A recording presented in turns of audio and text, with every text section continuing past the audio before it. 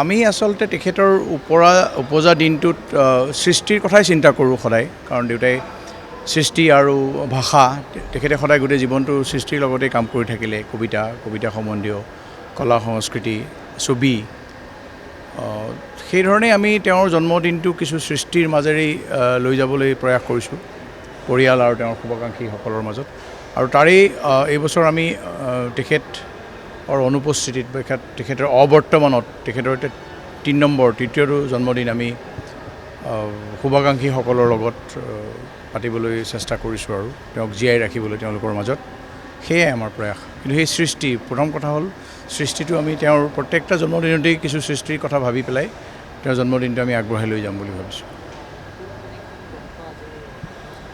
আজি আমি 3খন গ্ৰন্থ কৰিলোঁ, এখন ধনী বৰাৰ আৰু এখন নীৰেণ ঠাকুৰীয়া ছাৰৰ ছিলেক্টেড পয়েম, আৰু এখন অসমত আজিলৈকে নোহোৱা এটা কাম কৰিছে শ্ৰীলংকাৰ বিবেকানন্দ কেন্দ্ৰই।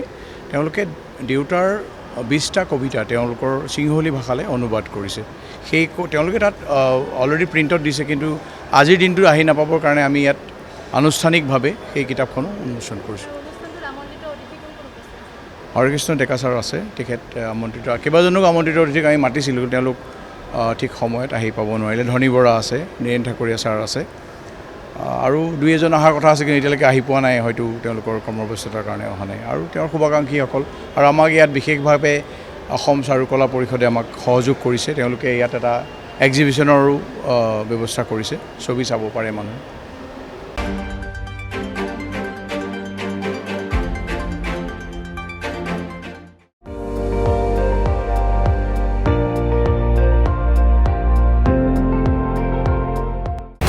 আপুনি চাই আছে ND24, সৰ্বশ্ৰেষ্ঠ নহয় সৰ্বোত্তমৰ দৌৰ।